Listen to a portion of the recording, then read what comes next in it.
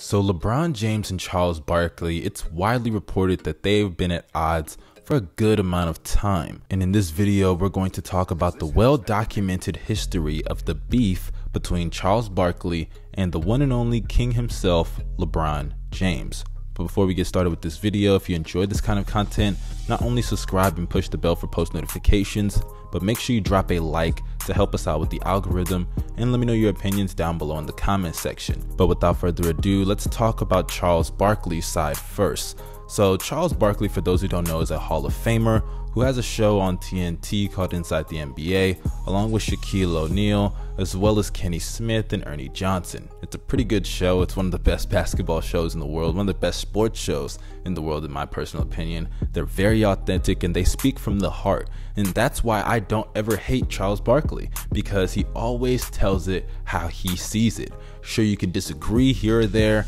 I definitely disagree with a lot of his opinions, but he's unapologetic about it, and he'll come and admit when he's wrong when he has to do so. And when he talks about LeBron, yeah, he definitely is unapologetic about his feelings towards LeBron, because when LeBron initially left Miami, Charles Barkley said it was a punk move and that he should have been able to bring stars to Cleveland since he's quote unquote the man. And honestly, to that, I've addressed that comment before. It's ridiculous to me that these old guys just ignored the circumstances that LeBron was under as if the organization was competent. Not only is Cleveland one of the worst markets in the entire country, especially for an NBA team, but considering the fact that he was playing with scrubs for years, it's like they just weren't watching LeBron when he was in Cleveland and they wanted to hate as soon as he left to Miami.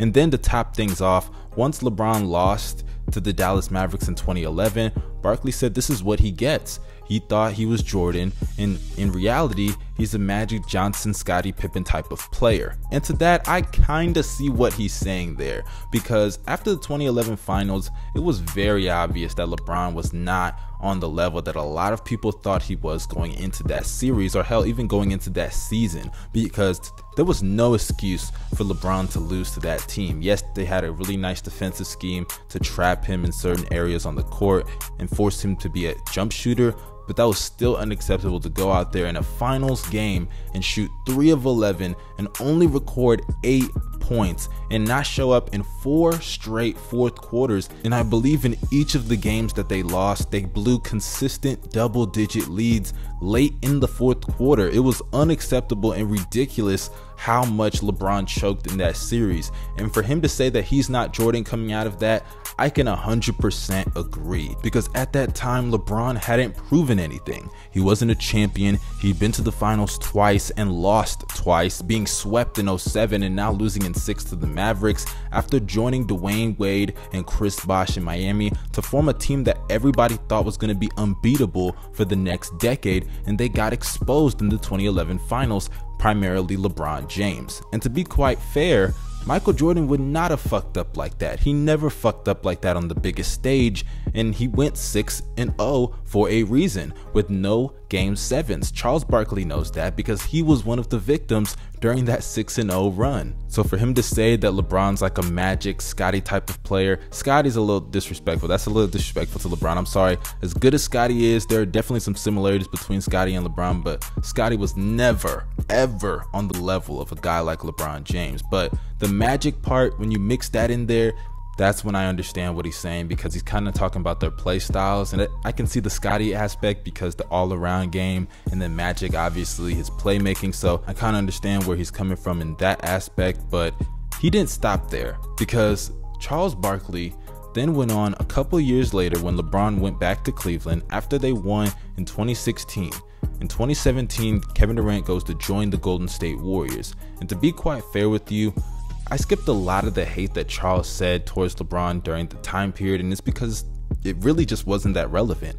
But LeBron finally responded after all these years of Charles Barkley bashing and criticizing and bashing and criticizing. So in the 2017 season, it was obvious that the Cavaliers needed a backup point guard, because Kyrie Irving and LeBron, as good as they were leaders of that team, as well as Kevin Love being the third option, they clearly needed somebody to run the offense when both of them were not on the court.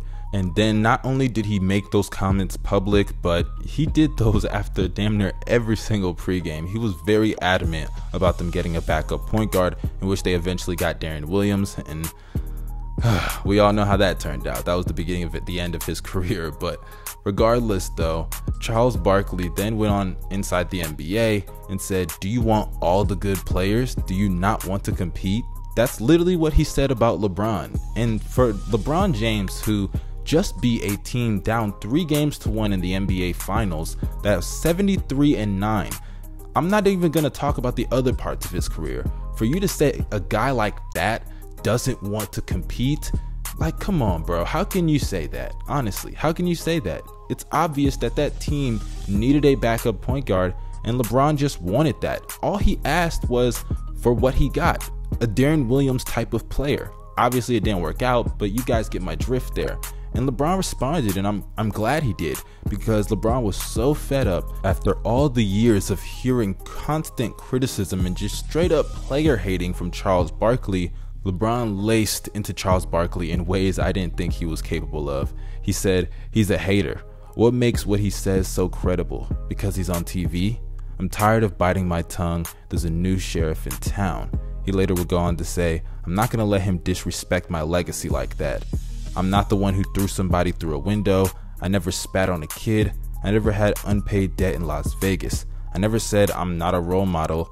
I never showed up to All-Star Weekend on Sunday because I was in Vegas all weekend partying. I've done for my entire career is represent the NBA, 14 years. Never got in trouble, respected the game. Print that."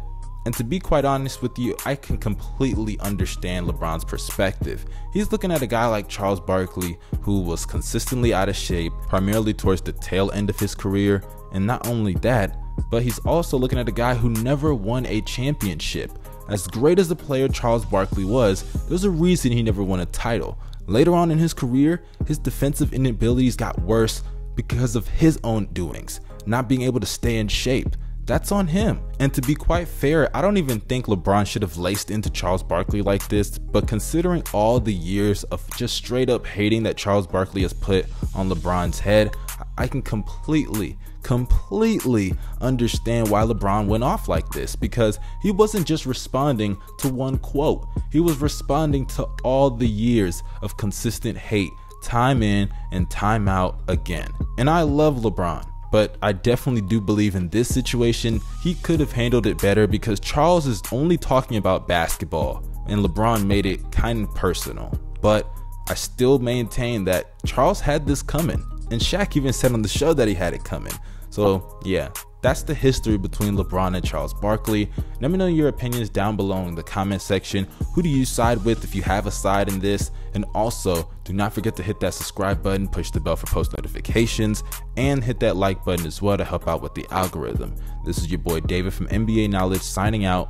Peace.